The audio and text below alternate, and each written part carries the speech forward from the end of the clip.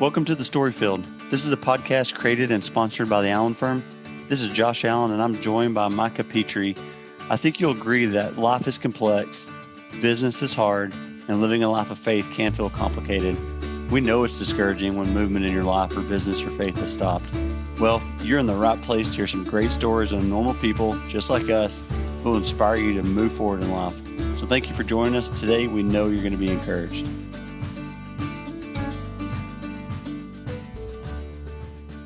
Hey, Storyfield. So I hope you are ready to attack the day. As our guest today, Savion Washington, loves to remind people, and it reminds me. So I think today you may feel like you're taking a drink from a fire hose because energy and passion radiate from Savion. So Savion, hey, welcome to the show, man. We are super happy to have you here. Man, I am excited. I do a podcast myself, as you know, Josh, Mike, I do a podcast myself. I'm always interviewing people. Like when somebody asks me to get interviewed, it's like my heart is just like beating faster. Like I'm happy, I'm excited. Like I'd rather talk more than I listen more. You know, like I'm right. Yeah, I love it.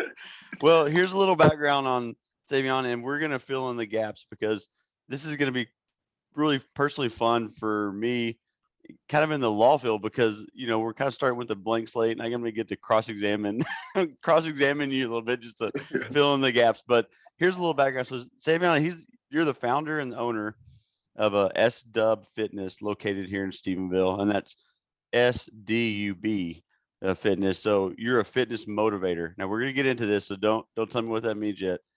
You are a motivational speaker. You're an author of a new book that's literally fresh off the press called SDUB, The Real Meaning. And you're loaded, man. I mean, just from knowing you in a short time with passion, energy, and excitement. So a couple of questions I want to ask just to start us off. First, and we usually ask this at the end, but I want to find out right now, how can people connect with you and find you? What's the best way? The best way is my website. So that's SDUBfitness.com. My number, my 972-977-1809. And I'm all over social media. Facebook, Savion Washington, search it, you'll find me. SDUB Fitness on Facebook. I got Instagram at SDUB_fitness, at Savy_Washington, that's SAVY_Washington, Twitter, at Savion W_ TikTok, YouTube, just Google search Savion Washington. By SDUB Fitness, I'll pop up. I'm all over the place. Okay, and we'll link them all in the show notes as well, just all the things you mentioned. Okay, perfect. Well, tell me, how did I do on the intro? Did I miss anything? Literally nothing, man. That was one of the. I don't get introduced a lot as far as like podcast. That was amazing. Okay, I give you good. Kudos, literally. Perfect. I just want to make sure I didn't miss anything you wanted to add. Okay, no, sir. We like to start kind of at childhood and just kind of build out a life kind of timeline. So take us back to your childhood. Where'd you grow up? Let's just get into it. All right, let's do it. So you guys, I was actually born in Louisiana. It's a town called Jonesboro, Louisiana. I was born July 13, 1992, not to make y'all feel young or anything. But I was born July 13, 1992, to a mom that had just messed around with my biological father, right? We never knew each other, me and my dad, until 5 years ago.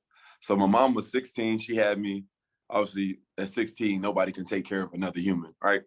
She had another human, like my little brother at 17, then my little sister at 18, and then another little sister at 21, and then my youngest brother at 24. So she had 5 kids at 24. You guys, she's 45 right now and has never been married, So she's literally my superhero. I watched her deal with domestic violence. I watched her struggle to pay bills, but still came home with a smile on her face, made ends meet somehow, right? She worked 3 jobs. Josh picked up my book not too long ago, but in the book, Josh, it says she worked from, like, she'll leave the house, like she'll take us to school, take us to daycare or whatever. So she'll be at work from 7 a.m. and that's her first job. She got off, say, 3 or 4. Then she go to the dollar store where she worked from like 4 to 8 or 4 to 9. After that, she would bartend. So she'll get home like literally 1 in the morning. So I'm not the smartest man in the world, but I know that's not a lot of hours sleeping, because usually when you get out work after a long day like that, you can't even sleep when you get home anyway. It's like all this stress in your mind. You worry about your kids, where they at, what they're doing. But she's literally my superhero, and like everything I do, I know is because she instilled something in me, not through words, but through action. Like by me watching her keep going, keep fighting. That's why the U in SDUB is unstoppable, and we'll get to that later. But yeah, I watched her be unstoppable, and like she to me, she mastered life when they gave her the most battles. So yeah, I was born in Louisiana. We actually moved to Indianapolis, Indiana when I was 4 because we have different dads, me and my brothers and sisters. So my 3 middle siblings, their dad, he had family in Indiana. So we went that way. And she followed a guy that literally hurt her, physically abused her, mentally abused her, emotionally abused her, financially abused her, right? Took her money and stuff. But at that age, I'm just young, really can't defend my mom, right? Just a little. I told Josh the other day, Mike, I got a little muscle now, so they don't want to see me now. But the guys, yeah. like, to me, any man that hits a woman, that's a cowardly act, and I don't tolerate it. Like I don't hate a lot of stuff. I hate men that hit women. You know, like I don't care the circumstance. But so I watched her deal with that. Anyways, they got in a huge fight, so we moved back. Well, we moved to Texas when I was 7. So that was 1999. We moved to Texas is because that's where my mom was born, right? Although I was born in Louisiana, my mom, her siblings, my grandpa, grandma, they're all born in Texas. So we moved back here because we had some family in Texas. Literally been in Texas since 1999. So that's about 22 years. It's been amazing. Like I grew up in Garland, Texas. That's a little suburb city northeast of Dallas, right? Mm-hmm. It's kind of like Dublin is to Stephenville, like in the Erath County. So it's in the Dallas County. I went to North Garland High School. I played football, soccer, ran track, played basketball, you know, just like a pretty popular athletic kid. So a lot of stuff came easy to me in sports, but didn't come easy to me in school, right? Graduated high school with a 2.1 GPA, right? To play a college sport, that's hard to get in any school with a 2.1. People do it, but those are like the 5-star athletes, you know, like if you're just like not even 1-star, 2-star, like I was unranked. So it's like, that's even harder. But God does stuff for a reason. I don't care your story. I do care your story. Like anybody like listening to this right now, I'm gonna stop it because I am motivation. So wherever you're at in your journey is right where you need to be. I promise you. Like if it wasn't for Charlton State, if it wasn't for me not knowing my dad or not growing up with my dad, if it wasn't for my mom being like a superhero, I wouldn't even be talking to y'all two right now. That's just the way it is. But I went on to go to Charlton State in 2011 to 2015. What's up, God? Hey, did you get sorry to interrupt you. So from graduating with a 2.1, were you still able to secure a scholarship? Listen, Josh, that's a great question, man. Oh my goodness. So what happened was, it just depends on the SAT and ACT score, right? So I did good on like the English version or the English portion of the SAT, the reading portion, I did good. I struggled with math, right? And then the ACT, it's like a different, it's a different scale. I think I made like a 19 out of 32 or something, which isn't really that bad, but the SAT, that's what Charlton took, right? Because it had better scores except for math. So I kid you not, like I committed to Charlton February 2nd, like signing day in 2011. It's crazy because it was snowing in Texas that day. We had a vaccine in. It was like an ice day. But like I legit in the summer, his name is Dwayne Snyder. He might still be at Charlton. He called me on the phone. Bad news, Savion. I was like crying. I was hurt. He was like, your math scores aren't good enough. I would recommend you going to junior college and then trying to get to Charlton next semester, right? At that time, this is a 18-year-old kid hearing you can't play football. You told all your friends you're going to, like, you had the big signing day. You embarrassed yourself. Like, I'm just thinking all negative, right? I'm like, I'm crying. Like, I've never, like, until that moment, right? I had a lot more emotional moments since then, but until that moment, I've never felt more hurt. I was like, and it wasn't even about me. It was more so like, man, I'd have told all these people I was going to go play. Now I'm not even doing it. Like, that's what I was concerned with. But somehow, my Coach Kerrigan, he's at UTPB now, University of Texas Permian Basin. He's a head coach. He convinced him to let me take like it's like a probation. You come into college on like a math probation. He convinced him to let me do that. Best thing that ever happened to me. I'm not married anymore, but I met my ex-wife in that same class. It was remedial math, and all the athletes were in there. We used to joke, me and Lindsay, we would say, we found love in a hopeless place, right? It was remedial math, literally. But shout out to Lindsay, like, we're not together anymore because we were young and got married, didn't know what we were doing. Like, our relationship ran its course. But she doesn't have anything bad to say about me. I don't have anything bad to say about her. Yeah. We didn't fight. We didn't argue. We just knew that we did what most adults couldn't even do. Like, we had conversation, communication on why this wouldn't work and how we're better not together. But anyways, shout out Lindsay. But yeah, Josh, that was a great question because I barely, like, everything happens for, like, it's that split second, that split decision, that split. Like, he could have been having a bad day that day. Mr. Snyder, or Dr. Snyder, he could be like, man, I'm not going to let this kid in. Like, I'm thinking about my attendance rate, because you know, that all adds up. Like, he has something to turn in at the end. But that's the grace of God, man. Like, everything, how'd you choose Tarleton? I mean, literally, because I came on a visit. I never heard of it before. Coach Kerrigan was the old offensive coordinator here. He called me, and we always joke because on the phone he sounds black. Hey, Savion, this is Coach Kerrigan. But anyway, when he said Tarleton, I thought he said Arlington or Charleston. I didn't even know what he was saying. Literally, I've never heard of it in my life. He called me 3 weeks before signing day. Like, this is all a God thing. I'm not even kidding y'all, but literally, me and my mom were sitting on the couch in the living room in Garland, Texas. I remember the address and everything. We're on Archery Lane, and I was just excited, like, oh my gosh, like, handshaking, like, because I had talked to other schools, like University of Texas at El Paso, ended up wanting me to go there too, but they wanted me to play linebacker. That's a Division I at the time. Tarleton was Division II. Commerce, they wanted me to go. They said you can play anything, but I was like, man, I already committed to Tarleton. But anyways, I got on campus. That was my first visit. I got on campus at Tarleton. Everybody was nice. It was like I've never experienced nothing like this in my life. Like, coming from Garland, it was like people were like mean, right? Like, in the Metroplex, like, don't look at me. What are you talking about? It's road rage, it's all that. But when I got on that campus, me, my mom, and my soccer coach at the time, they were nice. Everybody was like, hey man, how you doing? Like, talk, not just the football team. It was like regular students, regular staff, regular employees. But I chose Tarleton, and I didn't go anywhere else on a visit just because the people were nice. That's legit. And come to find out, that's what I get paid for. It's because I love people. But anyways, yeah, Josh, that was a great question you asked, man. I'm from Houston, so I know exactly how rude all you Dallas Fort Worth people are. Exactly. It's like they just rude in a big city. I'm like, I just playing.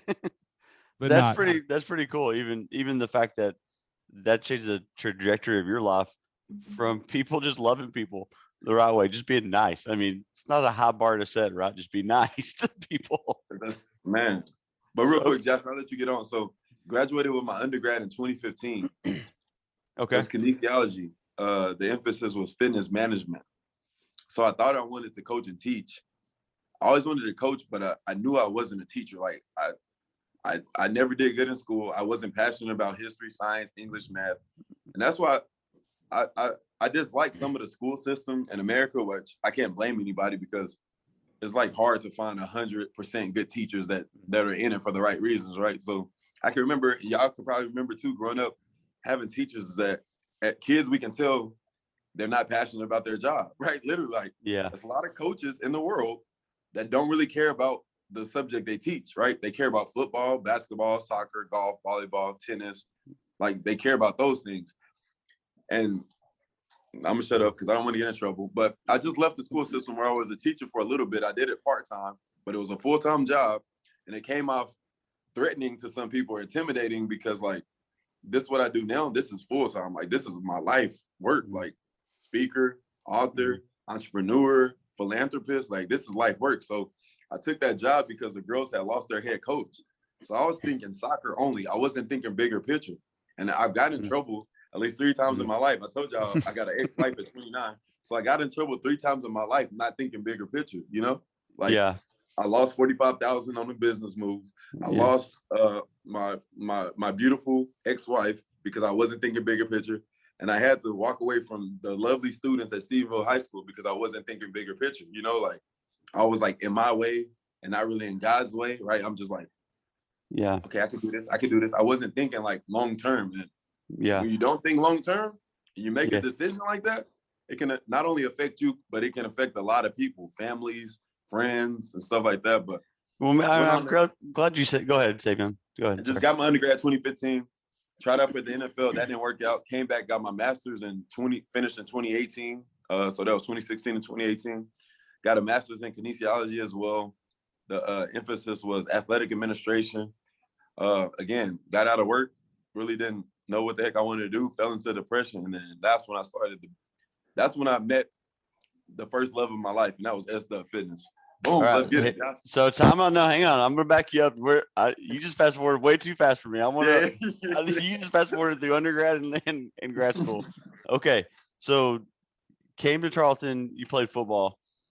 2015, you graduated. But what was your position and what did you play? Tell us about the football experience, because you're speaking to somebody who that's a different world. I mean, as far as the athletics world and the college. So tell us, what was that like? I mean, so it was life changing. I mean, not life changing. It was like, I want to say like a culture shock.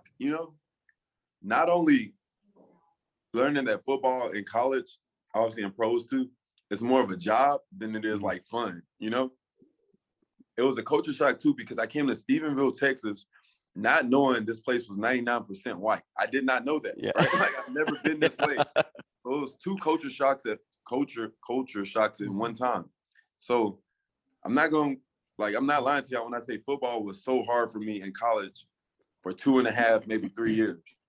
Literally, like, you have to balance so much. And I know on TV, even in Division I, it looks like kids are handed everything and people will be like, oh, what are they crying for? They get everything they want. No.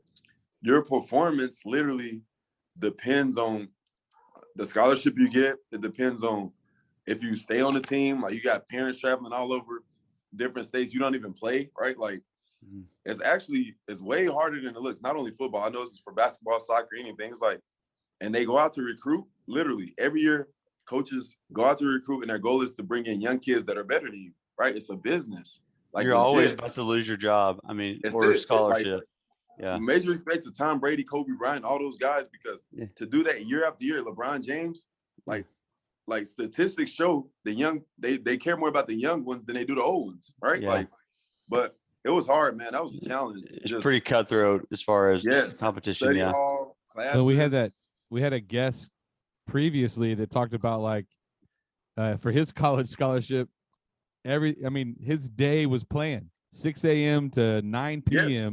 It's almost like prison. Hey, it's like prison if you don't want to. Yeah, I mean, he was just talking about, like, people think it's all fun and Dan, and we get to do whatever we want. And I was like, you own me for those 4 years, and I don't get to do nothing that I want to do. Own too, Micah. That's it, man. Like, so imagine NFL players, right? Like, I don't want to look at it like this because it's all entertainment and you got it. Like, we pay for it, we want to see it. But the owners, right? I'll be an owner of a team one day, right? The owners, they're almost just like they're literally owners. They own you. They own the stadium. Like, it's like they can make any move they want. Like, you can be here today and be gone tomorrow. Like, even the greats. But anyways, that seems like a tough way to. I want to be careful with that. I said prison. It's really not like prison, but it's they micromanage you almost. Yeah, it seems like a tough way. I mean, I just put that into business context because that's kind of what I know. And I just think, can you imagine running a business that way? As far as, I mean, there's somebody coming in, you're about to get, you're performing your out. Just pretty cold. Think about the mental stress, like mental health, like all that stuff. Yeah. So I wanted to quit. That's why I started saying Attack Today, Josh. I was about to quit my sophomore season. My girlfriend at the time, Lindsay, my ex-wife, she ended up transferring to Mid-American Christian in Oklahoma because she was getting treated the same way I was kind of getting treated with football. Like, we both were good players, but at the school we're at, it was like favorites at the time. And I love my head coach. She probably won't say the same about hers at the time, but it was like they had favorites already, like they had these players that they had in mind. So we were like put on the back burner. Really didn't get a shot until I was a junior and senior at Charlton, but I'm still forever grateful, obviously. But it's hard, man. That's like tough, man. It's a tough job. Well, it also gave you a lot of grit too, because I mean, I think about my college experience versus yours. I mean, you had a full job. I mean, that's a whole thing. So yeah, I appreciate you sharing that. Hey, Absolutely. Well, I want to back up to something. So, you went through super fast on just growing up and your mom and your brothers and sisters, and just an incredible story. So did you ever have a chance to reach out or reunite or connect at all with your biological dad? Absolutely. So check this out. It was when I was training for the NFL after I graduated with my undergrad, and actually today, December 12th. Well, it was 13th. So it was December 12th. So it was yesterday. Okay. December 12th, 2015. So 6 years ago, I graduated with my undergrad from Charleston State, right? I immediately moved back home to Garland, to my mom's house, and started training, because what you do in Division II, you don't really train for the NFL Combine. That's usually for top Division I programs, but you train for a pro day, right? So our pro day was at Aledo High School in their indoor facility, you know? Yeah. But so I was training for that from literally December 13th all the way to like March 2nd until the pro day. While I was doing that, or like not March 2nd, like April something, I don't remember. But while I was doing that, I had a lot of free time, right? You just working out, really don't want to get a job because you don't want to commit to anything. I'm spending money from graduation, right? Literally all my graduation money, I'm trying to save it, hold on to it. But I just started, like, I was playing video games. It was Fortnite. It was popular at the time. I'm playing NBA 2K. I'm just playing the PlayStation, just working out, like, obviously trying to train myself like a pro, because when you're pro, you watch film, you work out, you play, and then you go play video games, stay out of trouble. Anyways, I just started asking my mom more questions about him. Like, I've been asking her since I was a little kid.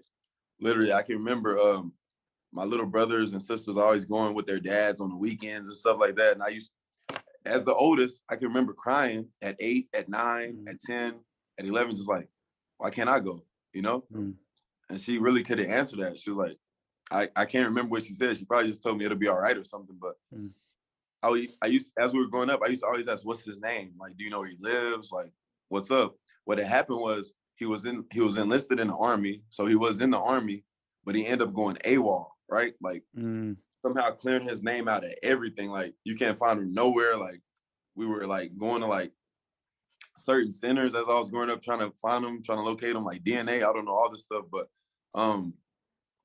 she knew his name, literally. This saved my life, really. She knew his name, and she knew where his family was from. When they had me, or when they hooked up, that's all it was. It wasn't like they were never in a relationship. He was actually 26 and she was 16.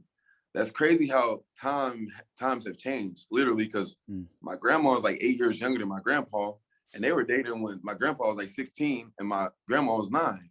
Like, it's just crazy how things have changed as time has gone on. But anyways, he's older. I was looking for him. Like, I was all over the internet, my laptop and my phone, literally for like 4 weeks straight, just trying to search something, right? I kept putting his name in Google. I kept putting in Virginia, because my mom said she knew his family was from Virginia. And she had one day she was like, Savion. I was like, because I used to ask her, what does he look like? Can you give me like something? She told me an actor that he looked like. It was Forrest Whitaker. So y'all can look him up. Forrest Whitaker, literally. So I'm looking, like, I'm searching. I kept saying Randolph. His name is Randolph, Randolph Harper. So I kept looking up, like, Randolph Harper, Virginia. I kept looking up. I'm talking, you go to Google, you know, you can scroll like 1,000 pages. Like, I'm working nonstop, like, not sleeping at night. Like, I'm on a quest. But this is a God thing. I say that a lot, a God thing, because my life is not me. Like, I'm not even, it's like, it feels like God is in me as I speak this out. Like, I didn't write it down. I didn't plan to say this. Learning how to enunciate words better, and it's all God. But anyways, I found his name in 2 online obituaries, right? If you don't know what an obituary is, if you listen to this, all it is like an online eulogy. So not a eulogy, just like a paper you get when somebody dies, like a pamphlet. Like, that's what it is. Explains the families, explains like when they died, when they were born. But anyways, come to find out, both those obituaries was his mom and his dad. So my my grandma brought us together. It's the craziest thing. So I saw his name in both of those, and then I saw a lot of these other names, and it had said it was Virginia. So I'm like, okay, that's his name. That's Virginia. Let me go to Facebook.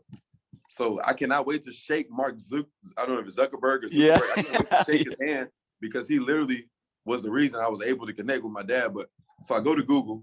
It's like, it's a big family over there, y'all. I'm actually going back in January to have a book signing party. It's the craziest thing. But anyways, it's like 400 family members over there that I never even knew. Like, it's the biggest family ever. So his mom and his dad, they each had 9 brothers and sisters each. So you gotta understand, this is 18. That's 18 at the top. And it's just all these kids, cousins, and then their parents had a lot of kids. It's like a big, it's legacy over there. My family in Texas, Texas and Louisiana is no legacy. It is, but it's like, we don't have family reunions. We don't really, everybody's scattered out. We don't know who does what. But in Virginia, they're so tight, so well knit. When I went up there the first time in 2016, and I skipped some stuff, I'll go back to it. But I met like literally 200 people. Didn't even meet everybody. So I went back 2 weeks later and stayed for a week. Met like 100 more people. It's like this. It's so big because you got to understand, they're older too. So that was like 60, 70-year-olds, 70-year-olds that had kids. Like my dad is in his 50s. They done already had kids. Their kids are having kids. The family is so humongous. But yeah, so I was typing in all the names I saw online. I come across his ex-wife's page. Her name is Mitty Harper, or was Mitty Harper. I saw pictures of him. And I didn't know at the time, but it looks like Forrest Whitaker, one of them. And I showed my mom. I was like, is this him? She was like, and chill. She was like, Savion. Like, she wanted to cry. I know. She's like, that might be him. And I kept scrolling. Okay, I kept scrolling to her profile. And I'm going to send you and Micah the link to the story after this. I think I sent to you, Josh. Yeah. But I saw another picture, and it was him in high school. Now, this picture is a spit image of me, like twins. So I was like, whoa, like my whole life flashed before my eyes. So then I really started messaging everybody. Hey, this might sound weird. My dad is Randolph Harper. Has he ever talked about me? I live in Texas. My name is Savion Washington. My mom's name, all that stuff, right? So I'm copy and paste the same message to like at least 75 family members, right? One person responds out of 75 or 70 or something. His name is Bernard Harper. He actually died a year and a half ago due to a heart attack.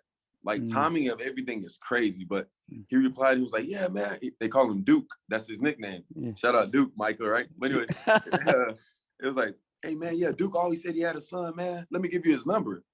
When he gave me his number, like, you got to put yourself in my shoes. Like, I had chills. So I called him the first time. He didn't answer. He calls me back like 3 hours later. The first question he asked me, I'm going on tour. Like, I'm a great self-promoter, but I'm going on tour starting January 8th next year. It's called the Fatherless to Free Tour. And we're starting in my hometown. He'll be at this speech. So when he gets to hear my side of the story, it'll probably make him cry. But the first thing he said on the phone was, he ain't got a stutter problem because he was on drugs and all that. So he's like, no, son, are you left-handed or are you right-handed? That just I was in tears. Like, I was like, I'm right-handed. He was like, do you got kids? Like, he didn't even ask like how I'm doing. Like, it was like, that was like crazy. And wow. And like, we just went on like a week just talking. They flew me out there and my mom like a week and a half later and got there. We were on Channel 8 News. It was like magic, man. So I don't have any bad blood for him. I don't have any like, there's no love lost because I just wanted to see the man or see the person that had me. Everybody wants to see that. Like, I don't want to tell him, I never told him you owe me money. I never told him I hate you. I'm just like, man, let's just start where we're at. And he was like, in tears almost, because as our relationship goes on, even to today, he like, man, like, you don't have to be this nice to me. Like, why are you doing this? It's like, like, I literally love people, y'all. Like, I told Josh the other day, Michael, my why, my purpose is literally, I was born with a contagious energy to help others love and connect. That's it right there.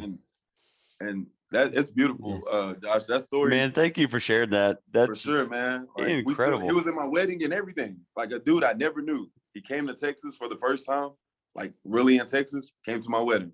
That's great. I mean, there's so much to that, what you just said too. There's so much forgiveness. I mean, even you could have, you start, I like where you said, we're just going to start where we're at. So, man, that's a good encouragement for us, also, and all of us. I was going to say, like, it's also, I wish more people had like a motto that was like a positive motto, not like I want to rule the world or I'm going to own 70,000 businesses. Like the one that I've tried to with even like here, my family here is do good, live right, love well. That's it, man. I mean, that's it. That's if everybody would take a little chunk of that and, actually live by it, we wouldn't have half the chaos we have right now just because people are loving people well, right? Yeah. And the forgiveness. Okay, so man, thanks for letting me go down that path. Let's go back. So you graduated 2018. You tried out for the NFL, and then me and you have talked So about kind of personally 2015. So 2015, I 2015. graduated. Then Okay, tried yeah, out for the 2015. NFL. And then you tried out for the NFL.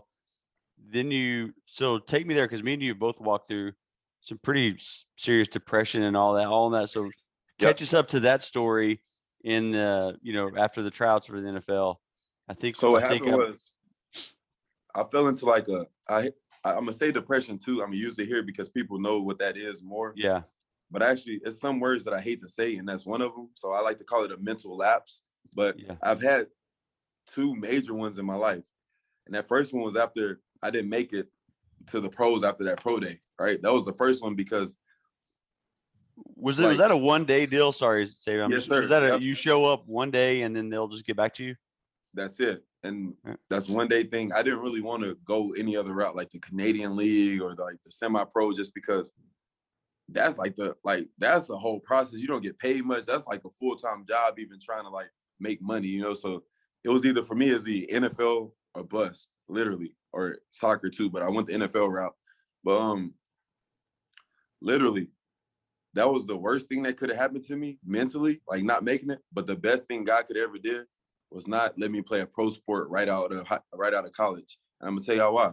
Because I come from a family that's poverty mindset, poverty health, poverty mentality, poverty finances, like poverty, like just a poverty like legacy, And I told Josh this, Mike, and I say this wholeheartedly, I am what my family needs to change the trajectory of our whole like legacy. Like literally the our last name is changed by me, just like Martin Luther King, Winston Churchill, Mother Teresa, Bill Gates, Warren Buffett, Elon Musk, like Jeff Bezos, like we're all the same person. Sam Martin, right? I don't have their money yet, obviously. I don't have their audience yet, obviously. I haven't made their impact yet, but it's coming because I only lose if I quit. Like I cannot stop doing what I do.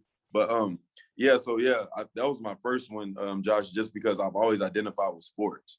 That's why I fell into that depression, right? It was like it was taken from you. Now you're forced to do something that you don't love. Real quick, I want just to go back to something you said real quick, because I think you may be just a little bit wrong. You have impacted people. You have an audience. Yeah. Yeah. Let's go. You got to like remember. energy, I know. I'm just saying. Doing ministry and focusing on the least, the lost, and the lonely all the time. I think and it's super, super hard. So I'm not trying to like blast you right now. I'm just saying it's just hard when we do the things we do to not see the impact we have 5, 10, 15, 20. I mean, some dude could be at lunch 25 years from now and go, man, that conversation I had with Savion, that got me on the path. And I'm just now realizing, so kind of like what you had said earlier, man, all those people that are listening, you are impacting people every single day by your actions, your words, your thoughts, your good deeds. Just don't forget that, man, you could change someone's life just by having a conversation with them in the line of Walmart. Absolutely. I appreciate that, Mike. You're right, man. And that'll preach. Come on, Savion. Come on. Yeah. I like it, man. So walking through that, and this is right before SDUB started. So take us through that and then where that came from. All right. So that first depression was 2015 after I learned that I can't play football anymore, right? And it was more so because I didn't know why I existed. Literally. That's each time I've been mentally down is like just because I didn't feel like I had a reason to live. Like I didn't know my true purpose in life. And in your 20s, y'all know this because I'm sure y'all both been through the 20s. But that's like the stage where you grow and really like learn yourself. Like you compare yourself a lot because like that's what we do in the social media age. Like even without it, you still compare yourself to like family members, friends, and all that. But so what happened was I was like down, man. Like I was like clubbing, partying without a plan. And I didn't get lucky because I don't believe in luck or coincidence. It was like ordained moment, like fate, that I put on Facebook literally 3 months later after I had been applying for jobs, but didn't really want to work because I didn't know where I wanted to work at. I put on Facebook, I was like, anybody hiring and I put SOS, like someone save or something like that. And the thing about me on Facebook, Josh will tell you, Micah, I'm pretty sure like whatever I say, somehow it like people interact with it. Like I say something funny, it's like 200 reactions and like everybody comments. I put an accomplishment, it's like 1,000 likes or something like that. It's just, they seem to like what I do. So I know it's a gift. Now they use the heck out of it. But anyways, I was like, I'm looking for a job, anybody hiring? And a lot of people had commented. And Nate Burrell, who's the athletic director for athletic communications at Tarleton, I knew him because he used to take pictures of us and put it all over social media. He was like the social media guy, right? He write the news articles, travel with us, highlight films and all that.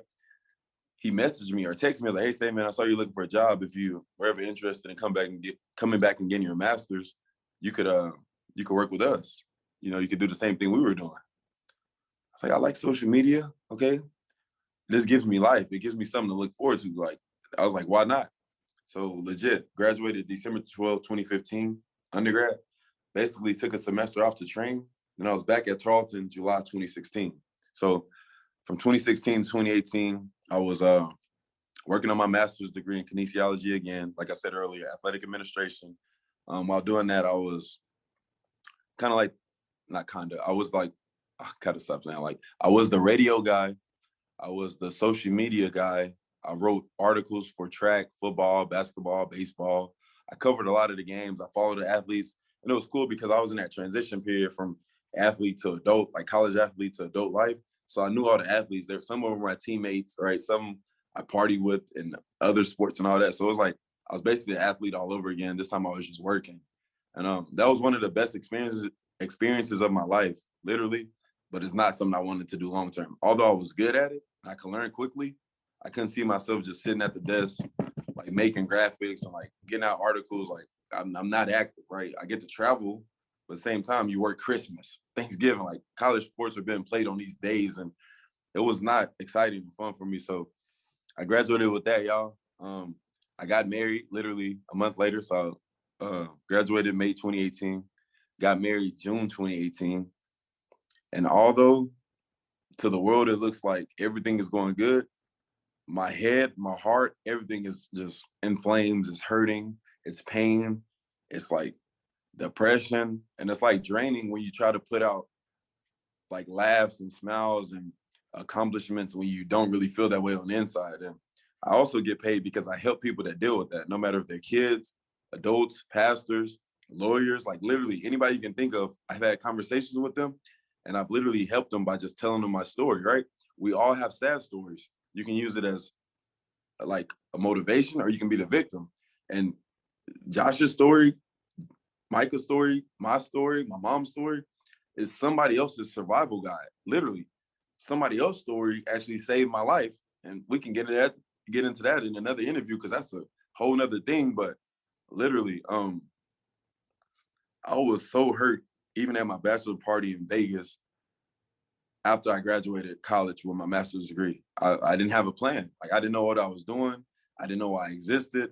I'm lying to my dad-in-law, telling him, oh, I got this set up. I think this, this. No, I don't even have nothing, you know, like, and like he trusted me with his daughter. And then his daughter didn't even have a plan either. We're two lost souls, literally. She'll tell you the same thing, about to get married. Like we remember walking down a wedding aisle. We're like, what are we even doing? Like the day before, like, do you know what we're doing? Like the wedding was $60,000. And I don't fault Lindsay's mom, like, because it's our purpose, our passion. My mom never married. Lindsay's mom divorced like 4 times. Lindsay's dad been divorced with her mom. Like nobody even, it's not their fault though, because we're in our 20s, but nobody like recommended, hey, y'all should go see a marriage counselor. You know, y'all should make a plan first. Like, and it's not their fault. Like I'm not saying it's anybody's fault, but me and Lindsay's goal one day, right, when everything settles down and the fire or whatever cools out some, we even agreed to like host like conferences to help like 20-year-olds or 19-year-olds who think they're ready to make that next that super major big decision, and just tell them slow down. Like this is a job. Make sure this is what you want to do. Like you have to. Y'all know. I'm sure y'all both know. You're basically like I'm taking care of her, and you're taking care of him. Like, did you eat? Where you sleep at? What are you doing? Like it's literally like this is half of you as a person. So I just think a lot of people get married like myself on just I want the wedding. right? I didn't even know marriage. I knew the wedding looked cool on Instagram, Facebook, YouTube, everybody getting married, right? Families pressuring me like, hey man, when you gonna get married? Y'all been together a long time. I'm like, man, is that what you're supposed to do? I don't even know. Like nobody ever taught me. So look, let me go buy a ring that I don't have the money for. So let me get in some more debt, right? Go buy the ring. And I proposed at the Mavericks and Lakers game, y'all. It was all over the Jumbotron. Like it was like Oh, it was you almost did like it. yes, Yes. it was like the dream wedding, like the dream Yeah. proposal, dream wedding, dream honeymoon. But like even when we walked away for the last time, me and Lindsay, like it wasn't like bad blood because we both knew we didn't know what we were doing, you know. So yeah, I fell into that depression, Josh and Micah. So from June 16 is when we got married. So we got back from the honeymoon like June 26th. So let's say June 26, 2018 to July 26, 2018, literally a month was the worst month, but the best month in my entire life. I say it was the worst month because I was drinking all the time. I was gaining weight, wasn't working out, didn't have no routine, sleeping till like 11, 12 p.m., no plan, lying to people, telling them I had this set up, applying for jobs, hoping I didn't get called back because I didn't want to work there, right? It was just awful, man. It was slow. Like when you're depressed, time moves slow. It's like the world just, it's like, because I actually believe hell, you live heaven and hell on earth, you know? So whenever you're depressed, like that's literally like you're walking through hell. Like that's why I think people say I've been through hell. Like I've been through it literally. So that's what it was. It was slow. It was gut wrenching. It was like just ripping my heart out. Like just, and I literally was in my mom's apartment with my wife at the time, sleeping on the couch in her living room. 2-story apartment, 2-bedroom apartment, small apartment, one and a half bathroom. Woke up from a terrible nightmare. And Josh, I don't know if you read the book yet, but the first chapter is called The Nightmare That Saved My Life, right? Woke up literally mad, right? I was having this nightmare like for the last 2-3 years, and it was a guy chasing me, right? Trying to kill me. And the dreams, you know, you have those dreams, they don't ever actually kill you. Like you just always wake up somehow. This time it was the closest to that person. I don't even know if it was a girl or boy, but it was the closest to that person actually killing me, right? My theory, what I tell people, come to find out that was me. It was literally me. It was the person I didn't want to be, literally. It's a crazy theory or whatever, but anyways, like I hop up my sleep, right? I'm sweating, mad, angry. I wake up crying because this person almost killed me, but I wake up crying because I don't know what I'm doing. So like, I've never felt this low in my life, literally. Walking around my mom's apartment, like literally contemplating suicide. It was July 26th, I went to sleep. So exactly July 27th at around 3 a.m., 3:15. Like I'm contemplating suicide. I didn't grab my phone or nothing. Like I'm just in her kitchen. Like I have a knife in my hand, y'all. Like I cannot make the story up. No fluff, no cotton candy, right? I'm looking at my wife, right? I'm passing her. It's just me and her downstairs. So now I'm in her bathroom, my mom's bathroom. I've never seen my eyes this bloodshot red. I'm crying. Tears are like falling. Like I don't want to live anymore. Like I hate the person I'm looking at, but I'm loving the person that's in my mind, right? That's in my heart. It's somebody telling me to stay, and that's God, literally. People say, Savion, like little kids ask me out. I was the same little kid. Do you hear God talk to you? Like, does he just say something out of the sky? And I was like, no. And I don't even laugh at them when they ask that because that's what I used to think, right? I used to think God talks to you out the sky, and I used to think when I pay my offering, it just floats up to the sky. I didn't know. Like, I don't know, you know, but I told him, he placed something in my heart, in my head, in my soul, and said that would have been the most selfish act you would have ever committed in your life. Not just for you, right? For all these people that really look up to you, right? I said I get a lot of social media interactions. It's people I don't even know that look up to me. My family, my friends, like I just met my dad, like I just got married. That would have been the most selfish thing I could have ever done, right? Put the knife down, left the house that same day. It's 4 or 5 in the morning, like time passing. I walked around this park I grew up at, right? I told you, Josh, I walked for about 3 hours, fist ball, just crying, man, just looking at the sky. God, I'm here for a bigger reason. Please help me. I just said, here for a bigger reason. Josh, like the 3rd or 4th chapter of my book is called Bigger Than Me, literally. So I'm walking around the park just like, what is it? Like, please just tell me, help me. I just need help. Like, I'll do anything. Like, I was at my lowest, like, just help me, please rise, like anything. Again, placed in my heart, in my mind, in my soul, in my spirit, he said, start your own thing. Trust in yourself, believe in yourself, have faith. Like, fear is just an illusion. Like, all this stuff I'm hearing, first thing I do is call my wife, right? Like, that's what you do. Like, when you have good news, you want to call the person you love the most first. I'm like, Lindsay, I have an idea. Not only do I think it might work, I know it might work because we know a lot of people. I'm legit just gonna start training at this park. It's an abandoned basketball court in Garland, Texas, called Hoffer Park. I was like, I'm just started training here on Monday. I'm gonna post about it tomorrow and just see how. I actually posted about it the same day. I'm gonna see how it takes off. You guys, I can share with you, Micah and Josh, literally at the end of this. I can share with y'all the whole post, but it literally says, "Hello, y'all. My name is Savion Washington. I was born to inspire, lead, impact, all this stuff." I literally spoke it all into existence with that post, the life I'm living now. That was July 27, 2018, and it's still on my Facebook. I actually got it printed out. I'm gonna frame it. Like, it's crazy. I was like, I charge $5 a session for 1 hour of your time. I told them what degrees I had. I was like, I can't promise you anything except for I will keep you in line with your goals. Like, I will train you mentally, physically, emotionally. I was saying all this stuff. I was saying, I'm motivated by fear, right? I hate being scared to do something. It literally says this word for word. I'm motivated by fear. I hate being scared to do something. I'd rather look back and say, what if, rather than, oh man, I should have did my own. I should have started. So many people say that, right? Oh, I should have started a restaurant. No, you shouldn't have, because you weren't serious about it. Oh, I should have. No, you shouldn't have. Like, like, only you can stop you. So literally, y'all, I thought of that, or God placed it in my heart, July 27th. I got going July 30th, 2018. So SDUB Fitness officially opened July 30th, 2018. 3 days later, in the park. A park with negative $459 in my bank account. Oh, no. Literally, like, I'm just walking on like that mustard seed, right? That's my faith, right? So that first week at the park, Mike and Josh, I get a call from 2 colleges, Sam Houston State and Lamar. They had offered me a position to be the athletic communications, like, assistant director or whatever, right? One offered $70,000, one offered like $55,000, maybe 60. I turned them both down and said, I'm sorry. At the park, it was hot. It was the hottest Texas summer in history. It was 2018. You can look it up. At the park, I told him, I was like, I had my shirt off and everything. I never forget these conversations. I was like, I'm sorry, I found my passion. But I have another guy or girl that you might want to be interested in. I was like, wait, what do you do? I said the exact same thing, Josh. I'm not making it up. Like, God knows I'm telling you. I said, I'm a fitness motivator. That's all I said. I kept it, Josh, literally kept it at that. I promise. Y'all, if I would have took either of those jobs, I wouldn't be here right now, like, in this position, because, like, my goal is to impact millions, not just hundreds, not just thousands, tens of thousands, hundreds. Like, I want to impact millions, like, have the same effect as a Martin Luther King, a Mother Teresa, a Gandhi, Nelson Mandela, all those. Like, that's how I want to be. And that's the path I'm on right now, because I'm learning so much, and, like, it's like a sponge. Like, I can't believe, I mean, just in the room. It's putting amazing. myself, Like, putting myself in your shoes, like, thinking those calls and turning that down, just kind of coming out of what you were coming out of, like, in your financial position you're in too.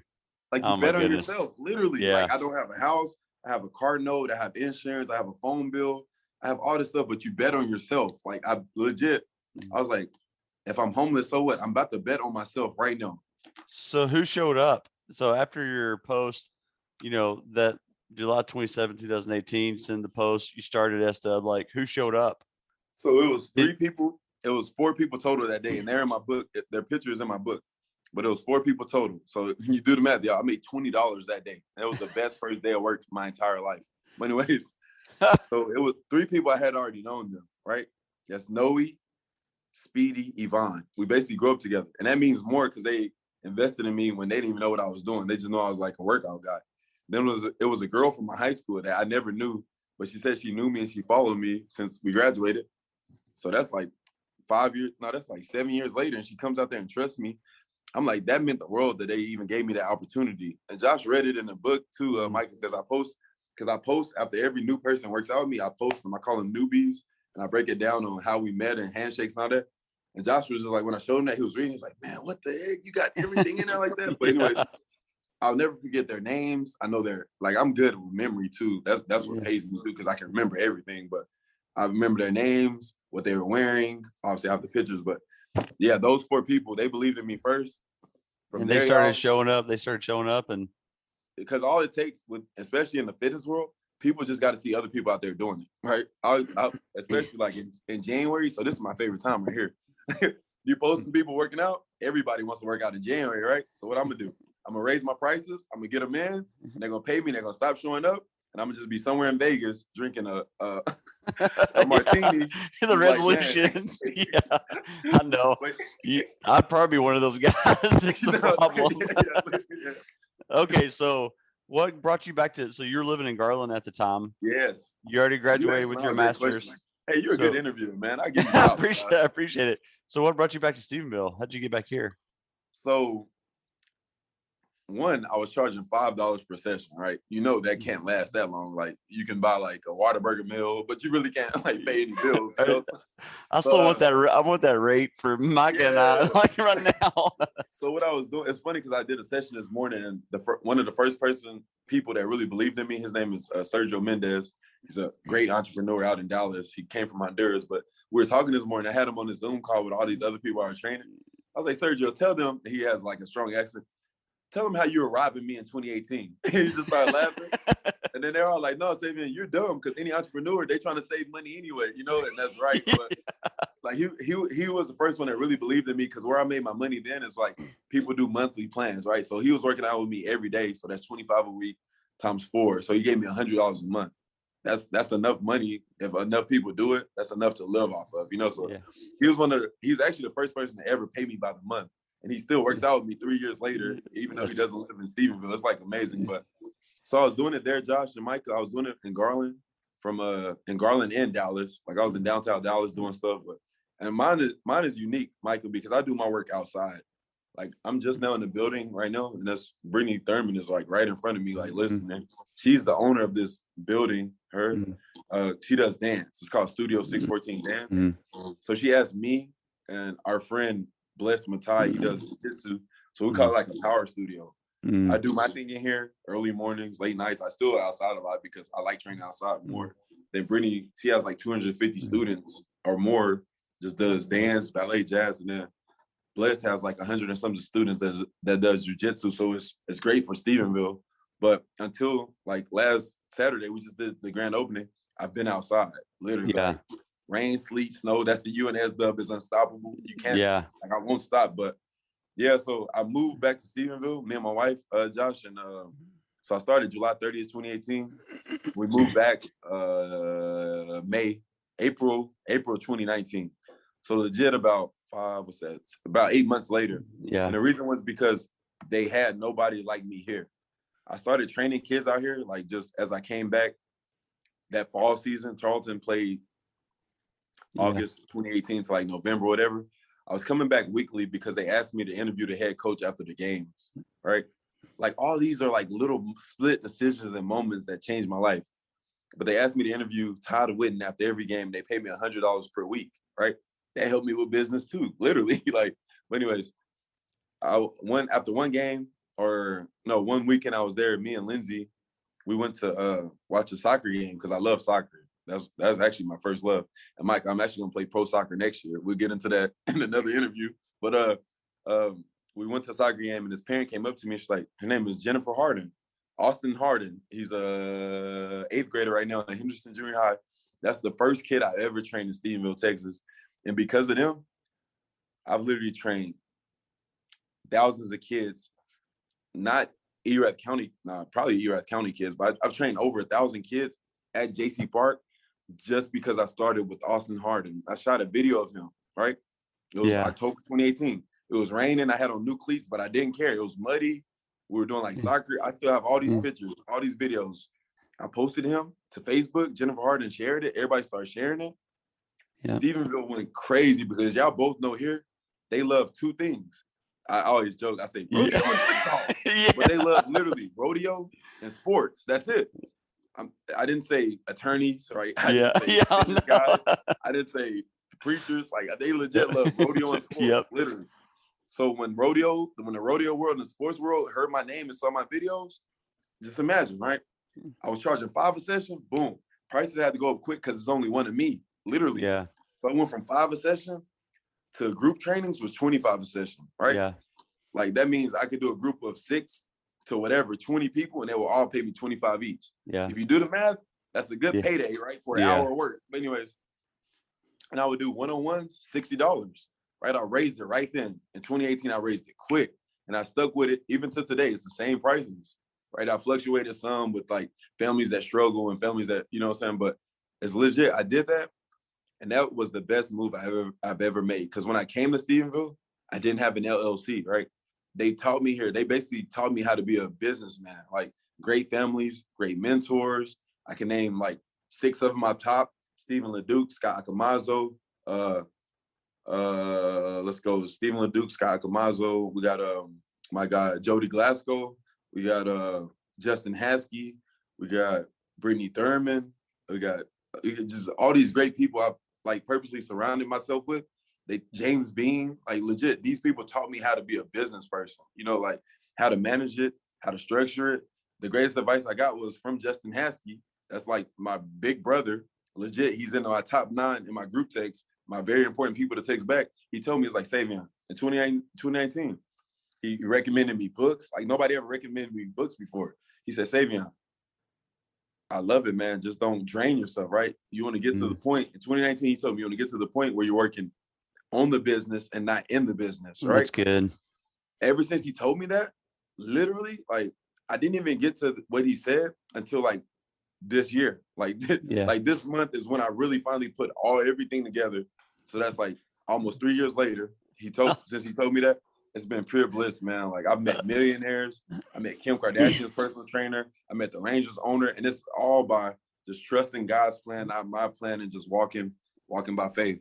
I love that. Darn, man, we're getting close to being out of time. Yeah, my bad. I talk so much. No, I'm trying to break it all down. I love that, Savion. We're going to have to do part 2. Tell me, so SDUB, the meaning of. Let's talk about the book for a second, but tell us what the letters mean. I mean, that's a big deal for you, and that drives a lot of. I mean, that's principles for you. I want to know what SDUB mean. To break that down for us. So, Micah, it'd be cool for you to hear this because Josh already heard some of it. But what happened was, SDUB, obviously it has 2 meanings. The first one is my name. So the S is Savion, right? And a lot of people get confused because I didn't put a hyphen in between, right? So they say stub or they try to pronounce it like a whole word. And if I go back, I would probably put a hyphen, but who cares? I like that's because they ain't from the urban area. That's it right there. I'm telling you, Mike. I'm telling you. But anyways, S is Savion. Dub is just like slang for W on my last name. That's SDUB. So after my first day of training those 4 people, I went to a restaurant with my friends, Cheddar's and Garland, and we celebrated. We literally celebrated like my first day. And I asked them at the table, I was like, y'all, I want to have like many of these businesses one day around the world, not just the nation, around the world.